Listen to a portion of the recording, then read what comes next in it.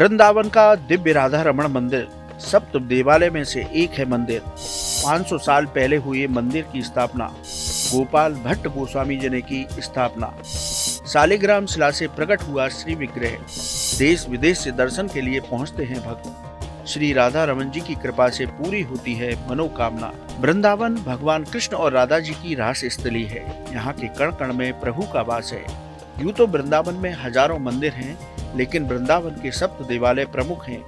इन मंदिरों में स्थापित भगवान के श्री विग्रह की रोचक कथाएं हैं। इन्हीं सप्त देवालय में से एक है श्री राधा रमन जी का मंदिर।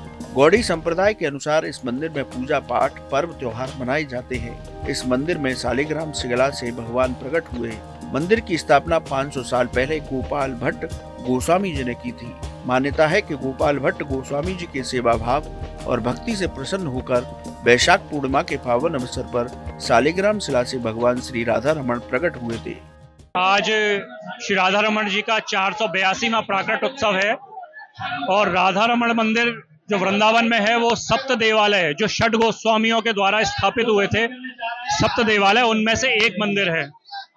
श्री गोपाल भट्ट गोस्वामी जी ने आज से 482 वर्ष पूर्व श्री राधा रमण जी को प्रकट किया था और तब से लेके आज तक प्रतिवर्ष राधा रमण जी का प्राकट उत्सव मनाया जाता है। राधा रमण जी का पंचगव्य से अभिषेक किया जाता है। करीब 8:30 बजे उत्सव प्रारंभ होता है और 11:30-12 बजे तक चलता है और करीब 80 मन दूध, दही, घी, शहद, केसर आदि और औषधियों से इनका पूरा विधि विधान से मंत्रोच्चारण के द्वारा अभिषेक होता है और ये परंपरा हम पिछले 482 वर्षों द्वारा श्री राधा रमण जी के आचार्यों के द्वारा परंपरा निभाई जा रही है। श्री राधा रमन जी के श्री विग्रह के प्रकट होने की रोचक कथा जनमानस में प्रचलित है। कहते हैं कि 30 साल की उम्र में गोपाल भट्ट गोस्वामी जी वृंदावन आए, लेकिन चैतन्य महाप्रभु जी के अदृश्य हो जाने पर उन्हें विरक्ति महसूस होने लगी। एक दिन स्वप्न में भगवान ने उन्हें नेपाल जाकर उनके दर्शन करने का निर्देश दिया।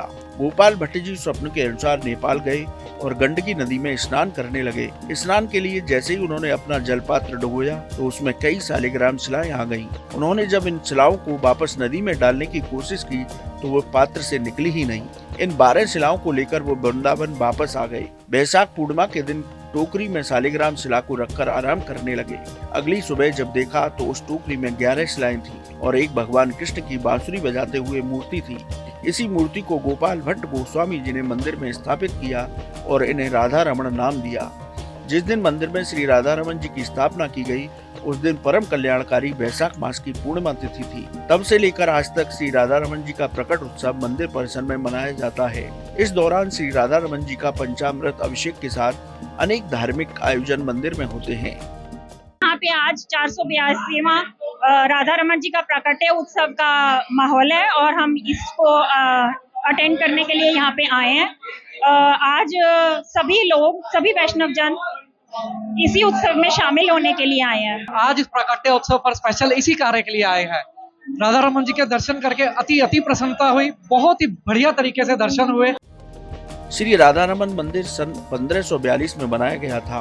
उस समय बहुत खूबसूरती के साथ मंदिर का निर्माण किया गया। बाद में 1826 में शाह बिहारी लाल जी द्वारा मंदिर का जीर्णोद्धार कराया गया। यूं तो हर दिन मंदिर में श्री राधा रमन जी की पूजा अर्चना की जाती है, लेकिन विशेष पर्वों पर श्री राधा रमन जी के मंदिर में बहुत से आयोजन होते हैं। इनमें श्री विग्रह का पंचामृत से अभिषेक कराया जाता है। मंदिर में भंडारे का आयोजन होता है।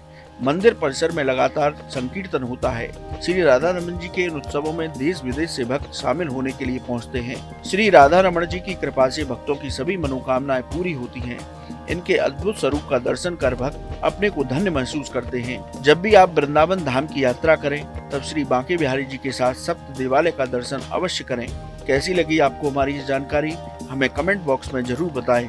बाकी धर्म कर्म से जुड़ी तमाम जानकारी के लिए सब्सक्राइब कीजिए हमारा डिजिटल चैनल और देखते रहिए न्यूज नेशन स्तुति।